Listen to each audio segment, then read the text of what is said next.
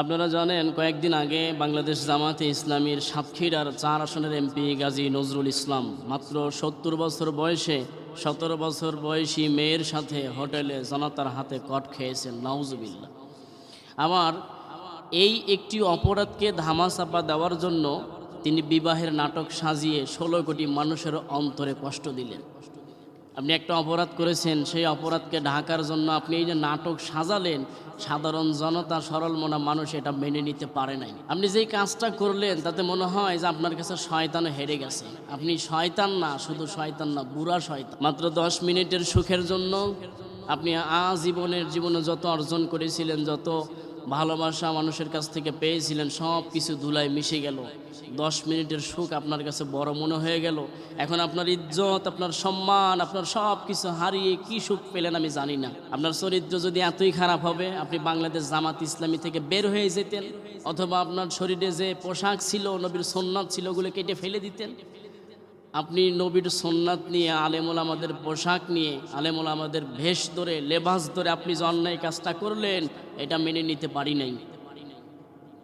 বাংলাদেশ জামাত ইসলামের আমির ডক্টর শফিকুর রহমান, ওনার নেতৃত্বে গাজী নজরুল ইসলামকে বহিষ্কার করা হয়েছে। আলহামদুলিল্লাহ, আমির জামাতের এই কঠিন সিদ্ধান্ত আমাদের প্রমাণ করে যে বাংলাদেশ জামাত ইসলামের সম্মানিত আমির ডক্টর শফিকুর রহমান তার ঘোষণা অনুযায়ী এই গাজী নজরুল ইসলামকে বহিষ্কার করা হয়েছে।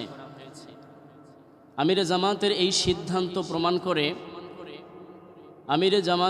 সিদ্ধান্ত প্রমাণ করে একজন ব্যক্তির দলের প্রতি হাজারো ত্যাগ তিতিক্ষা থাকলেও একজন অপরাধীর সাথে দলের কোনো সম্পর্ক নাই, একজন অপরাধীর সাথে মুসলমানের কোনো সম্পর্ক নাই, একজন অপরাধীর সাথে বাংলাদেশ জামাত ইসলামীর কোনো সম্পর্ক নাই।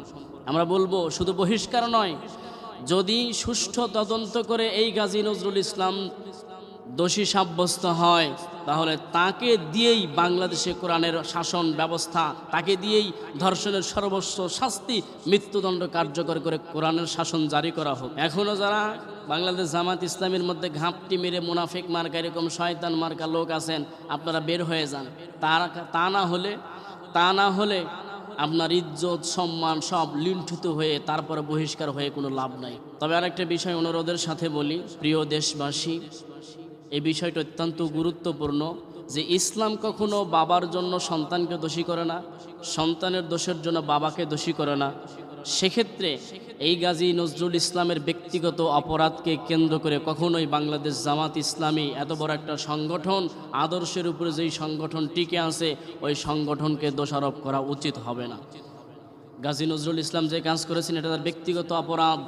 ব্যক্তিগত অপরাধের জন্য সংগঠনকে কখনোই বিচারের আওতায়, সংগঠনকে কখনো বদনামের আওতায় নিয়ে আসা যাবে না।